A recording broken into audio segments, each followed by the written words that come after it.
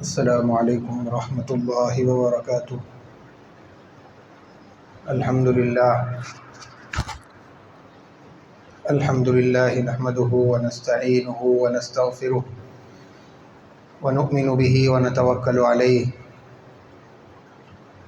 ونعوذ باللہ من شرور انفسنا ومن سیئات اعمالنا من يهده اللہ فلا مضل له ومن يضلله فلا هادي له ونشهد أن لا إله إلا الله وحده لا شريك له ونشهد أن سيدنا ونبينا ومولانا محمدا عبده ورسوله أما بعد قال النبي صلى الله عليه وسلم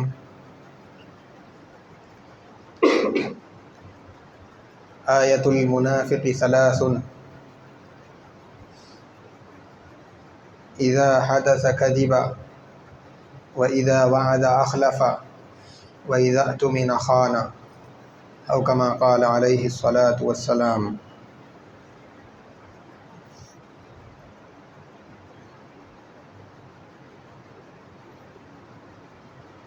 معزز سامعین اکرام،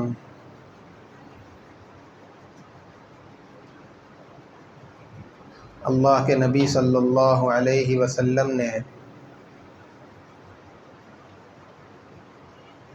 منافق کی 3 نشانیاں اور 3 علامات بیان فرمائی ہیں۔ جس کسی میں وہ 3 چیزیں یا ان تینوں میں سے کوئی ایک بھی چیز پائی جائے، اس آدمی کو اپنے ایمان کے بارے میں ڈرنا چاہیے، اور ان علامتوں میں سے جو علامت ہماری زندگی کے اندر پائی جا رہی ہے اس کو اپنی زندگی سے نکالنے کی کوششیں ہونی چاہیے۔ پہلی علامت، جب بات کرے تو جھوٹ بولے۔ اس سے متعلق گزشتہ جمعہ تفصیل کے ساتھ بات ہمارے سامنے آئی تھی۔ دوسری علامت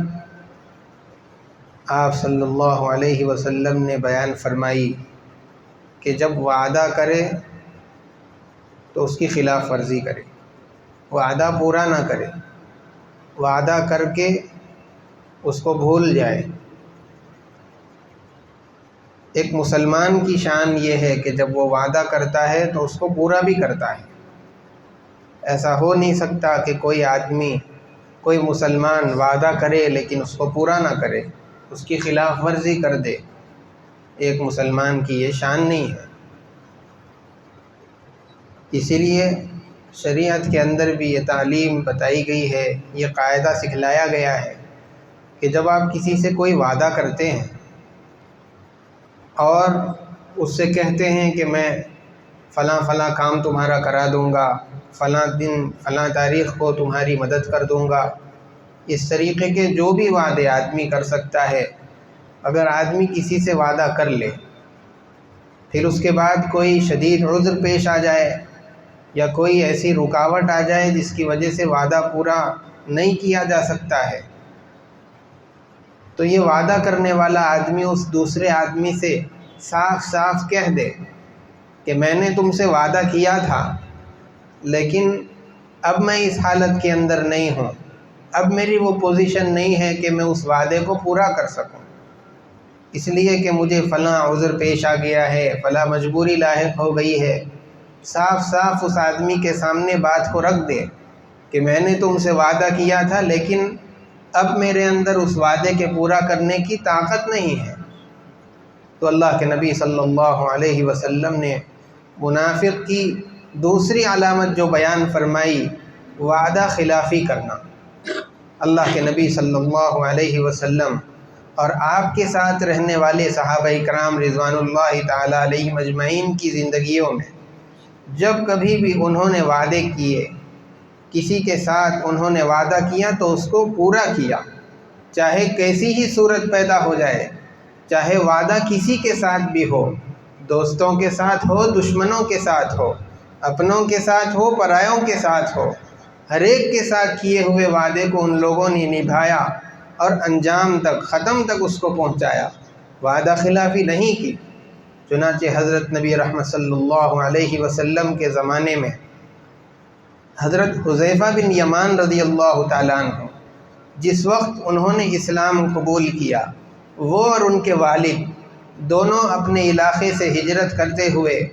مدینہ منورہ اللہ کے نبی صلی اللہ علیہ وسلم کے پاس جا رہے تھے۔ راستے میں ابو جہل اپنے لشکر کو لے کر کے مسلمانوں پر حملہ کرنے کے لیے جا رہا تھا۔ جب اس نے ان دونوں کو دیکھا کہ یہ لوگ مدینے جا رہے ہیں، ان لوگوں کو گرفتار کر لیا اور ان لوگوں سے پوچھا گیا کہ تم لوگ کہاں جا رہے ہو؟ ان دونوں نے تو صاف صاف بتا دیا کہ ہم مدینے جا رہے ہیں، وہاں جا کر کے محمد الرسول اللہ صلی اللہ علیہ وسلم سے ملاقات کرنے کا اور آپ کی زیارت کرنے کا ہمارا ارادہ ہے۔ اب اس نے یہ بات جب سنی، چونکہ یہ ابو جہل اپنے لشکر کو لے کر کے جنگ بدر کے لیے جا رہا تھا، اب اس نے یہ سوچا کہ اگر میں ان کو چھوڑ دیتا ہوں تو یہ لوگ مدینے جائیں گے اور پھر وہاں مسلمانوں کے ساتھ مل کر کے ہمارے ہی خلاف لڑنے کے لیے آ جائیں گے۔ اس لیے اس نے ان لوگوں سے کہہ دیا کہ میں تم لوگوں کو نہیں چھوڑ سکتا۔ ان لوگوں نے اس سے کہا کہ ہم وہاں پر صرف نبی رحمت صلی اللہ علیہ وسلم سے ملاقات کے لیے، آپ کی زیارت کے لیے جا رہے ہیں، لڑائی اور جنگ کے اندر شرکت کا ہمارا کوئی ارادہ نہیں ہے۔ اس نے کہا کہ ٹھیک ہے، ایک وعدہ مجھ سے کرو کہ تم وہاں پر جا کر کے صرف محمد سے ملاقات کرو گے صلی اللہ علیہ وسلم، اور جنگ کے اندر لڑائی کے سفر میں محمد کے ساتھ شریک نہیں ہوں گے۔ چنانچہ ان لوگوں نے وعدہ کر لیا کہ ہم وہاں صرف ملاقات کے لیے جائیں گے، جنگ کے سفر میں شریک نہیں ہوں گے۔ اس وعدے کے بعد اس نے ان دونوں کو جانے دیا۔ اب یہ لوگ جب مدینے کے قریب پہنچے تاکہ اللہ کے نبی صلی اللہ علیہ وسلم سے ملاقات کریں، اللہ کے نبی صلی اللہ علیہ وسلم اپنے صحابہ کو لے کر کے مدینے سے روانہ ہو چکے تھے۔ راستے ہی کے اندر ان دونوں کی اللہ کے نبی صلی اللہ علیہ وسلم سے ملاقات ہو گئی۔ وہاں پہنچنے کے بعد ملاقات کی، خیر خیریت دریافت کرنے کے بعد سفر کے اندر جو واقعہ پیش آیا تھا حضور صلی اللہ علیہ وسلم کے سامنے تفصیلاً اس کو بیان کر دیا اور بتلایا کہ ابو جہل نے ہم لوگوں کو پکڑ لیا تھا، روک لیا تھا، اور پھر اس نے ہم سے یہ وعدہ لیا کہ جا کر کے صرف ملاقات کریں گے، غزوے کے اندر لڑائی میں شریک نہیں ہوں گے، آپ کے ساتھ سفر میں شرکت نہیں کریں گے۔ اس وعدے کو لینے کے بعد بڑی مشکل سے اس نے ہم کو جانے دیا۔ اور کون سا معرکہ؟ اسلام کے اندر جو سب سے پہلا معرکہ ہے، اس کے اندر جو آدمی شریک ہو گیا ان صحابہ اکرام کو بدری کہا جاتا ہے۔ حضرات خلفائے راشدین اور پھر عشرہ مبشرہ کے بعد صحابہ اکرام رضوان اللہ تعالی علیہ مجمعین کے درمیان سب سے بڑا مرتبہ اگر ہے تو وہ بدری صحابہ کا ہے۔ اللہ تبارک و تعالی نے ان کے ناموں کے اندر بھی برکت رکھی ہے، ان کے ناموں کا وظیفہ کیا جاتا ہے، اور ان کے نام کی تسبیح اور وظیفہ کرنے کے بعد جو دعائیں مانگی جاتی ہے اللہ تعالیٰ اس کو قبولیت سے نوازتا ہے۔ اتنی زیادہ فضیلت والا غزوہ۔ اللہ کے نبی صلی اللہ علیہ وسلم سے ان لوگوں نے کہا، اے اللہ کے نبی، آپ ہم کو اجازت دیجئے کہ ہم آپ کے ساتھ اس غزوے کے اندر شریک ہو جائیں، اور جو ہم نے وعدہ کیا تھا وہ تو ہماری گردنوں کے اوپر تلوار رکھ کر کے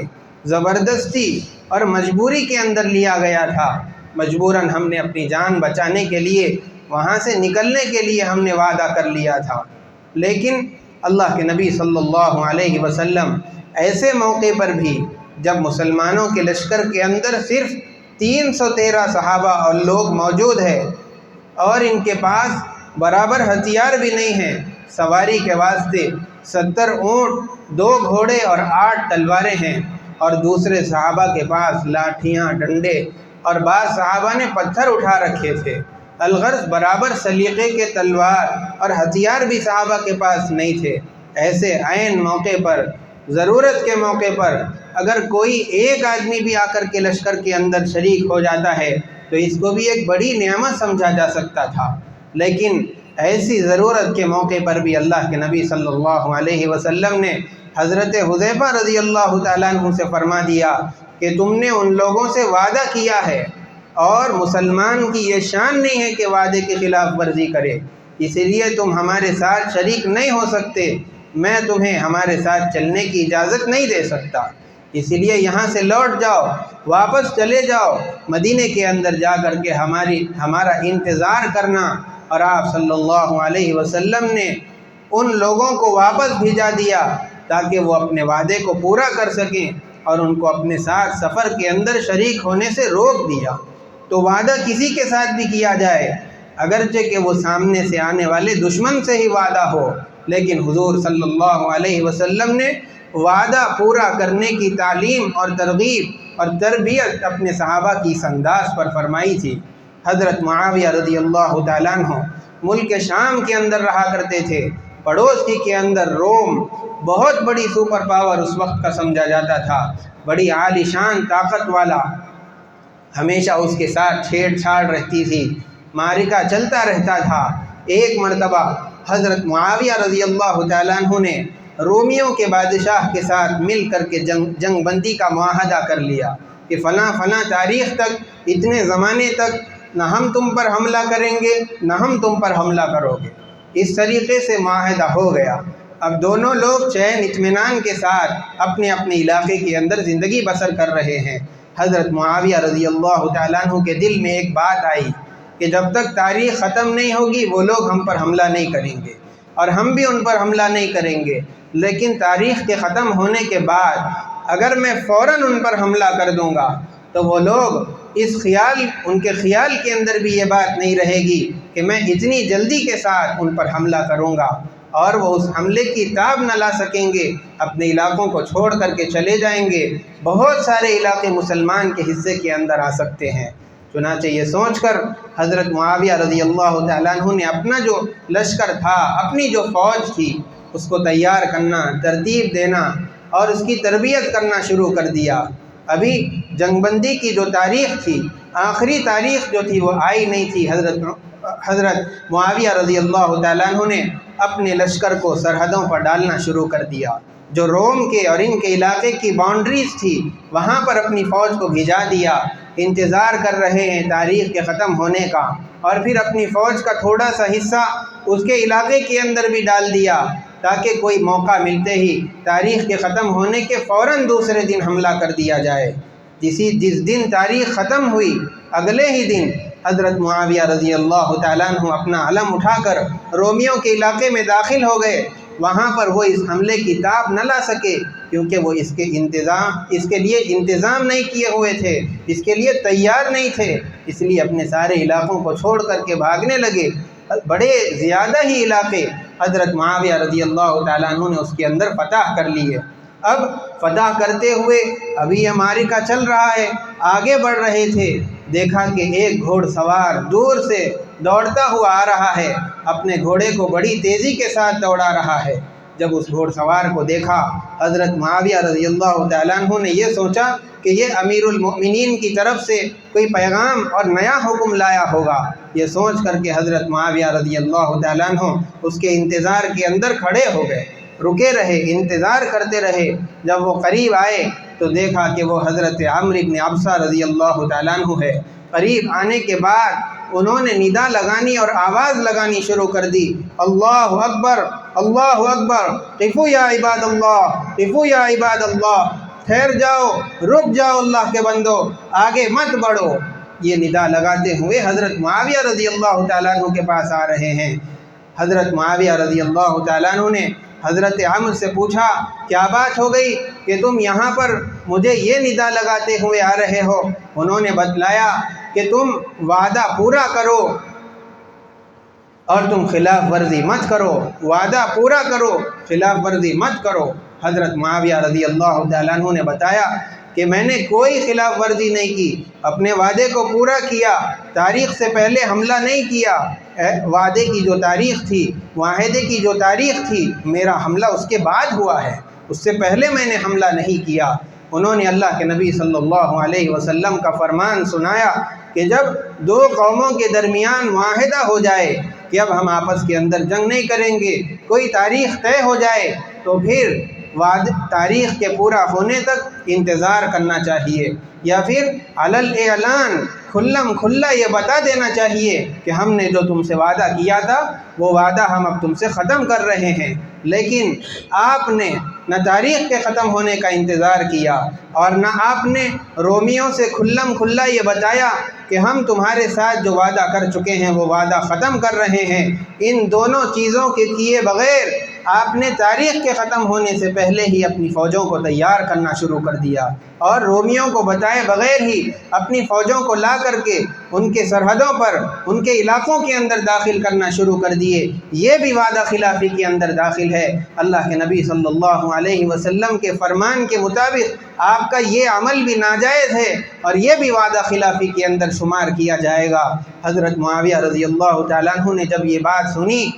اللہ کے نبی صلی اللہ علیہ وسلم کا فرمان سننے کے بعد انہوں نے اپنے سارے لشکر کے اندر منادی کرائی، اعلان کرا دیا جتنے علاقے ہم نے فتح کیے ہیں سارے علاقے رومیوں کو واپس کر دیے جائے، جو سامان لیا تھا ساروں کو واپس کیا جائے، اور پھر اپنے سارے لشکر کو لے کر کے اب ان کے حدود سے نکل گئے اور پھر اپنے علاقے کے اندر داخل ہو گئے۔ تو اس ترتیب پر اللہ کے نبی صلی اللہ علیہ وسلم نے ایک ایک صحابی کی زندگی بھر کے لیے تربیت فرمائی تھی۔ جب اللہ کے نبی صلی اللہ علیہ وسلم کا ایک فرمان ان کے سامنے آ جاتا تھا تو پھر ساری جو جیتے ہوئے علاقے ہیں اور جیتی ہوئی سلطنت ہے ان سب کا واپس دے دینا ان کے لیے آسان تھا، اس لیے کہ ان کے سامنے بادشاہ، سلطنت، تخت و کرسی یہ کوئی حیثیت نہیں رکھتی تھی۔ اگر کوئی حیثیت کی چیز ان کے سامنے تھی تو وہ اسلام کی سربلندی، اللہ کے رسول صلی اللہ علیہ وسلم کا فرمان تھا۔ جب حضور کا فرمان سامنے آ گیا تو پھر یہ ساری چیزوں کا دینا، واپس لوٹانا ان کے لیے آسان تھا۔ اسی طریقے سے حضرت عمر رضی اللہ تعالیٰ عنہ جس وقت ان کی خلافت کا دور چل رہا تھا، ایک مرتبہ جب بیت المقدس فتح کر لیا گیا، حضرت عمر رضی اللہ تعالیٰ عنہ نے دیکھا بیت المقدس کے اندر عیسائی اور یہودی دونوں مذاہب کے لوگ رہتے تھے۔ حضرت عمر رضی اللہ تعالیٰ عنہ نے ان سے کہا کہ تم ہمارے علاقے کے اندر رہ سکتے ہو، بیت المقدس کے اندر قیام کرنا چاہتے ہو تو کرو،